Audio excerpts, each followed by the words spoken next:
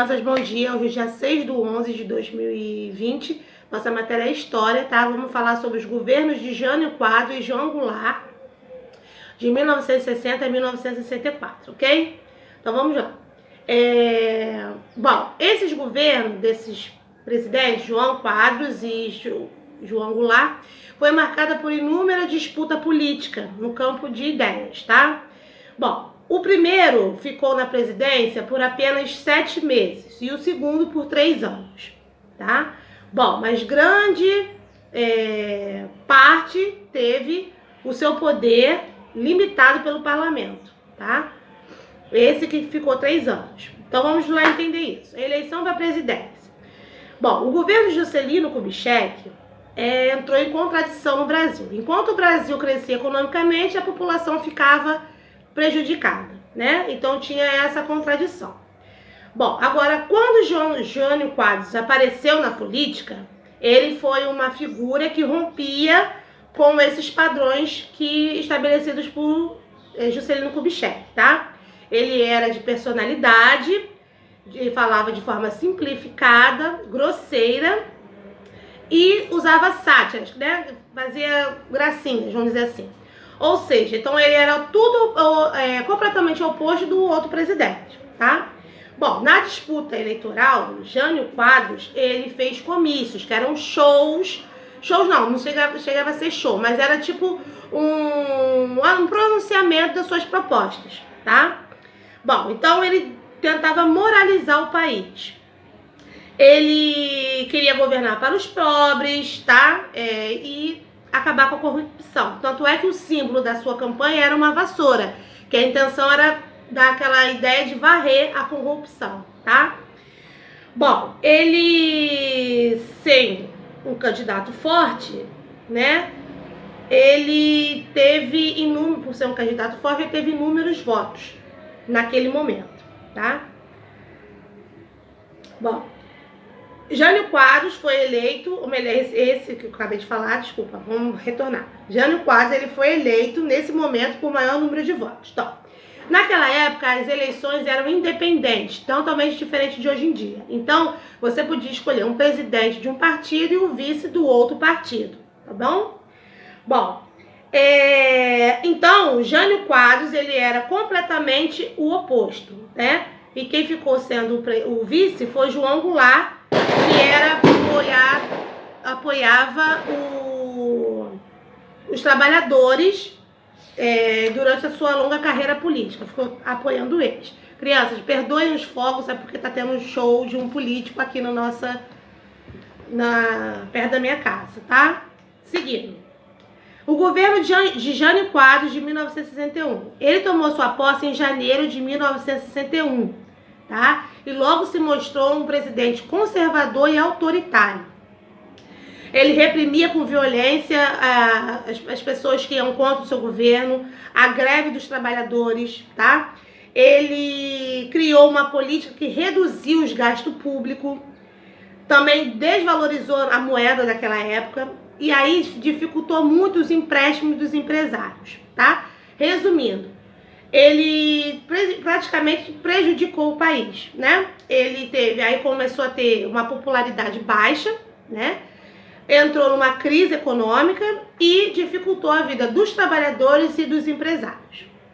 Bom, além de não resolver os problemas do país naquela época, né? Ele adotou outras medidas que chegaram a ser polêmicas para as elites, os militares e os conservadores, tá? Uma delas foi a política de extrema independente, que significava o quê? Que o Brasil teria relações com os países capitalistas e comunistas, tá? E lembrando que durante essa época estava ocorrendo a Guerra Fria, tá bom? Então estava tendo uma briga entre os países capitalistas, que eram os Estados Unidos, e a União Soviética, que era comunista. Bom, outro ponto fundamental do governo desse presidente, Jânio Quadros, é que ele recebeu a medalha, tá, de Ordem do Cruzeiro do Sul, e o Ernesto Che Guevara, que era um dos líderes da Revolução Cubana, tá? Isso eles passaram aqui pelo Brasil, né, durante uma conferência, e entregaram a medalha ao chefe do Brasil, que no caso era ele nessa época, tá? E isso era independente do tipo de política que eles exerciam. Ele entregou essa. Bom, Carlos Lacerda, que era aquele que sofreu um atentado, né? Na época do JK, Juscelino Kubitschek, começou a acusar o presidente de dar golpe no Brasil, tá?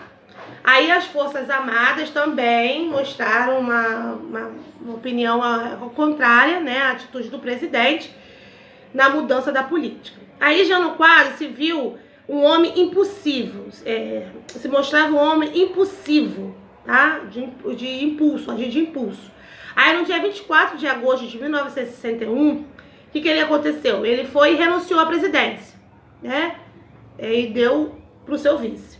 Contudo, a intenção dele não era entregar a presidência, mas sim de acalmar os parlamentares que estavam rejeitando ele, né?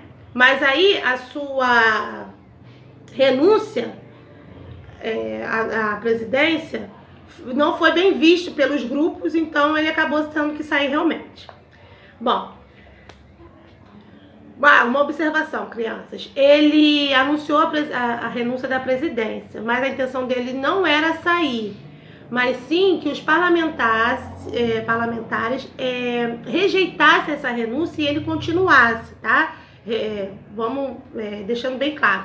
Então, João Goulart não era bem visto pelos grupos conservadores e militares. Aí, com o pedido da desistência, né, da sua renúncia, chegou a João Goulart, então ele foi e saiu da presidência, entenderam? Então, quer dizer, a intenção dele não era sair, mas ele queria que alguém falasse, não sai não, fica aí, vamos tentar melhorar e tal. Como ele viu que não deu certo, ele pegou e saiu, tá? A questão era que o vice-presidente estava numa viagem, né, para a China. Então, o país acabou de passar, tinha acabado de passar por uma revolução, e João Goulart e os discípulos de Getúlio Vargas forçaram que a oposição, que a oposição tomasse posse. Então, João Goulart não tinha retornado ainda da China, ainda estava lá viajando. Então, o que aconteceu? Quem ficou no poder e até ele chegar foram os parlamentares conservadores e os militares, né? Buscando formas para que impedisse que ele, quando voltasse, entrasse no governo. Bom, os opositores não conseguiram emplacar esse golpe, né? Não conseguiram ficar lá na política, né? Pois receberam uma emenda que dizia de um regime parlamentar que significava o quê? Que deputados e senadores não teriam poder político para exercer como presidente, tá? Então, nessas condições, João Goulart voltou da China e assumiu a presidência em 7 de setembro de 1961. Agora vamos para o governo de João Goulart, de 1961 até 1964. Bom, de setembro de 61 até janeiro de 63, ele não pôde governar, tá? Porque devido ao sistema de parlamento, tá? Assim, a atuação do presidente só começou a ser demonstrada aos parlamentares depois, né? Porque aí ele começou a mostrar para eles que ele poderia ser um presidente confiável, tá? Isso foi por causa da votação em abril de 1963, tá? Para a escolha do político brasileiro, tá? Ou era parlamento ou era presidencialismo. Bom, apesar de toda essa bagunça, antes de João Goulart tomar posse, 1 ano e meio, o governo parecia que as forças da oposição já tinham entendido que o presidente não era uma ameaça. Então, ele podia entrar no governo tranquilamente, né? Então, apoiou o presidencialismo. Aí, retornamos à república, no caso, onde a pessoa é votada para poder entrar lá. Assim, no início de 1963, João Goulart, sim, começou a governar o país. E uma das medidas dele foi o pleno trienal, tá? Que era um plano econômico para reduzir a crise desses 3 anos, tá? Mesmo assim, esse plano, ele ainda impedia os gastos públicos e ainda a contestação do salário da população. Então, ele ainda continuava desagradando a população, tá? E durante esse ano de 1963, ainda a oposição ainda tentava relutar para que tirasse esse presidente do governo, né? Para colocar alguém que eles gostassem. Então, ainda continuou nessa luta, nessa guerra, para poder tirar ele. Aí, em 1964, João Goulart começou a se bandear para o lado dos mais pobres, vindo que se ele se juntasse com eles, ele poderia continuar no governo, tá? Aí, no ano de em 13 de março de 1964, ele fez um comício, né, na Central do Brasil, né, conhecido como Comício da Central do Brasil, ficou conhecido, né? E lá ele expôs as suas ideias, né, de um governo que ia botar uma reforma de base. Quer dizer, uma reforma administrativa, fiscal, bancária e agrária. Que, no caso, ia diminuir os gastos, né, dos ricos, né, os ganhos dos ricos, e aumentar os ganhos para os pobres, né? Então, ele já tentou se bandear mesmo, fazendo esse comício, dizendo à classe mais pobre que ele ia melhorar a vida deles, para ver se ele conseguia ficar no governo. Aí a oposição caiu em cima do presidente João Goulart, tá?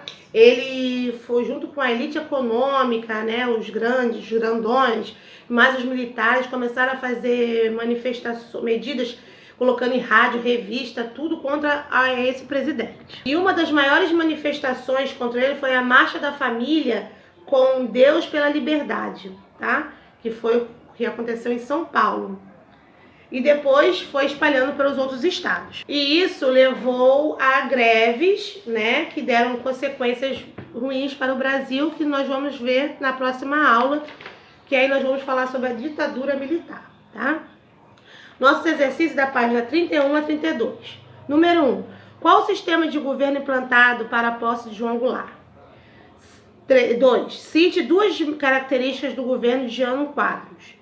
3. Nomeie os 2 movimentos que radicalizaram as tensões políticas de 1964.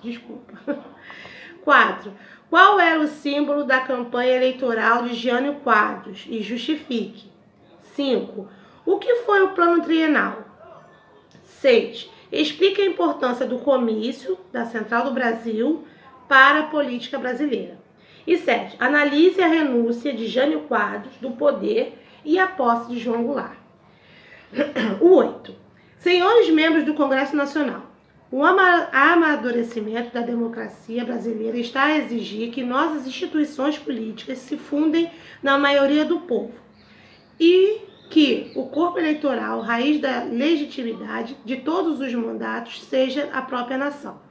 A Constituição de 1946, entre outros privilégios, consagrou no campo eleitoral normas discriminatórias que já não podem ser mantidas, em razão da justa revolta que provam e da limitação numérica dos quadros eleitorais.